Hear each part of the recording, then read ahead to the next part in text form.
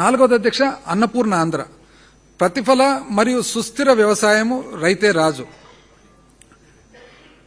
Dwight D ఐజన్హవర్ మాటల్లో మీరు యొక్క జొన్న చేనుకు వేల మైళ్ల దూరంలో ఉండి మీ చేతిలో ఉన్న పెన్సిల్ను నాగలిగా భావిస్తే వ్యవసాయం చాలా సులభంగా కనిపిస్తుందని ఎంత బాగా చెప్పారు చూడండి అధ్యక్ష. డ్వైట్ డి ఐజన్హవర్ 34వ రాష్ట్రపతి అధ్యక్ష యునైటెడ్ స్టేట్స్ ఆఫ్ అమెరికాకు. అయితే ఈయన జనరల్ అధ్యక్ష, యాక్చువల్గా ఆర్మీ జనరల్. 1953 నుంచి 1961 వరకు రాష్ట్రపతిగా ఉంటూ, రెండవ ప్రపంచ యుద్ధంలో ఆర్మీ జనరల్గా ఉంటూ, నార్మాండీ ఇన్వేషన్ అని ఫ్రాన్స్ కోస్ట్ లో ఒక పెద్ద ఇన్వేషన్ జరుగుతుంది అధ్యక్ష. ఇది ప్రపంచ చరిత్రలో సముద్రం ద్వారా ఒక దేశం వాళ్ళు ఇంకొక దేశం మీద యుద్ధం చేయడం అనేది మొట్టమొదటిది పెద్దది అధ్యక్ష ఇది. అయితే తాను రెండవ ప్రపంచ యుద్ధంలో అన్ని అలైడ్ ఫోర్సెస్ అంటే అమెరికా, బ్రిటన్, ఫ్రాన్స్ అన్ని ఏదైతే అలైడ్ ఫోర్సెస్ ఉన్నాయో వాళ్ళందరికీ సుప్రీం కమాండర్ గా ఉంటూ తాను అమెరికన్ ప్రెసిడెంట్ గా ఉంటే అధ్యక్ష, ఈ రోజు కూడా మనం అమెరికాకు పోతే అధ్యక్ష గొప్ప గొప్ప రోడ్లు అవన్నీ కూడా ఫస్ట్ ఎవరు స్థాపించినారంటే డిడి ఐజన్హవర్ అని అంటారు అధ్యక్ష. ఐజన్హవర్ టైంలోనే ఈ పెద్ద రోడ్లు, వెడల్పు రోడ్లు ఇవన్నీ వేయడం చేసింది. ఆయన ఎంత చక్కగా చెప్పినా చూడండి అధ్యక్ష.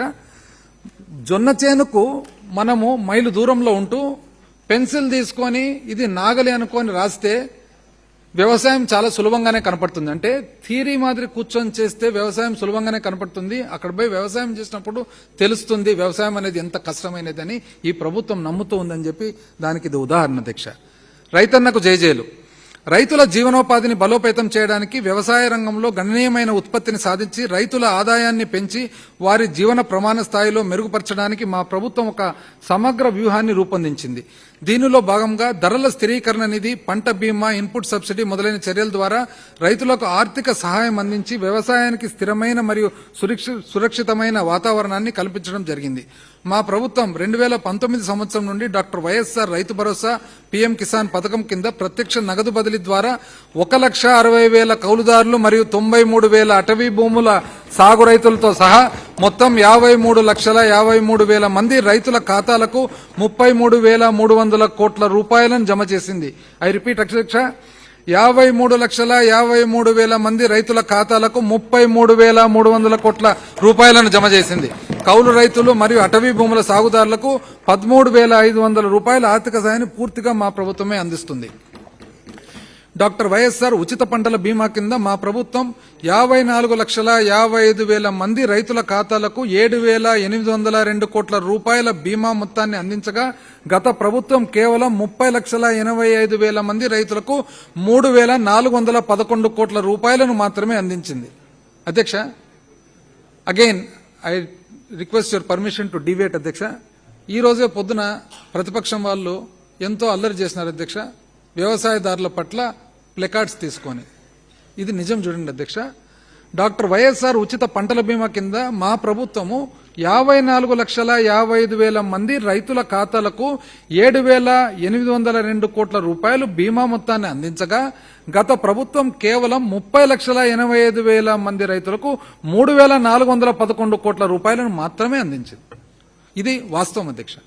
మా ప్రభుత్వం డాక్టర్ వైఎస్ఆర్ సున్నా వడ్డీ పంటల రుణాల కింద 2019 సంవత్సరం ఖరీఫ్ కాలం నుండి గత ప్రభుత్వం బకాయిలతో సహా 73,88,000 మంది రైతుల బ్యాంకు ఖాతాలకు 1,835 కోట్ల రూపాయలను జమ చేసింది. రైతులకు వారి ఇంటి వద్దకే సేవలను అందించడానికి 10,778 డాక్టర్ వైఎస్ఆర్ రైతు భరోసా కేంద్రాలు వన్ స్టాప్ సెంటర్లుగా స్థాపించబడ్డాయి. ఇవి ఆదర్శవంతంగా పనిచేస్తూ ఇతరులకు కూడా అనుసరించడానికి మార్గదర్శకంగా ఉన్నాయని నీతి ఆయోగ్ చే ప్రశంసించబడ్డాయి.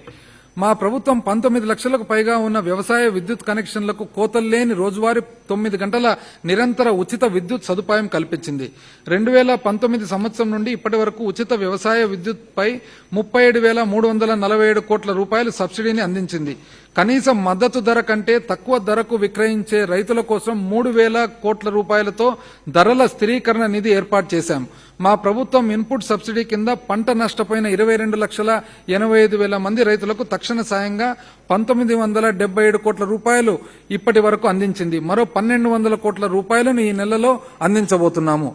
మా ప్రభుత్వము 127 కొత్త డాక్టర్ వైఎస్ఆర్ వ్యవసాయ పరీక్ష కేంద్రాన్ని ఏర్పాటు చేసింది. వ్యవసాయ మౌలిక సదుపాయాల నిధి ద్వారా పంట కోత అనంతరం మౌలిక సదుపాయాలను కల్పించారు. వైఎస్ఆర్ యంత్ర సేవ పథకం కింద వ్యవసాయ యంత్రాలను అందజేయటమే కాకుండా రైతులు మరియు గ్రామ యువతకు డ్రోన్ పైలట్ శిక్షణను అందించారు. వ్యవసాయ సమగ్ర వ్యూహంలో భాగంగా రైతులకు వ్యవసాయ రుణ సదుపాయము, పంటల బీమా, పంట సాగు నిర్వహణ, మార్కెటింగ్ మరియు సరసమైన ధరలను కల్పించడం వంటి సమగ్ర కార్యక్రమాల ద్వారా మా ప్రభుత్వం వ్యవసాయాన్ని మునుపెన్నడూ లేని విధంగా లాభసాటిగా మారుస్తుంది. ఉద్యానవన రంగం. మా ప్రభుత్వం ఉద్యానవన రంగంలోని 17,27,000 మంది రైతులకు లబ్ధి చేకూర్చే విధముగా వివిధ పథకాల ద్వారా 4,363 కోట్ల రూపాయలను అందించింది. ఉద్యానవన రంగాన్ని బలోపేతం చేయడానికి 2,356 మంది గ్రామస్థాయి ఉద్యానవన సహాయకులను రైతు భరోసా కేంద్రాల్లో నియమించాము.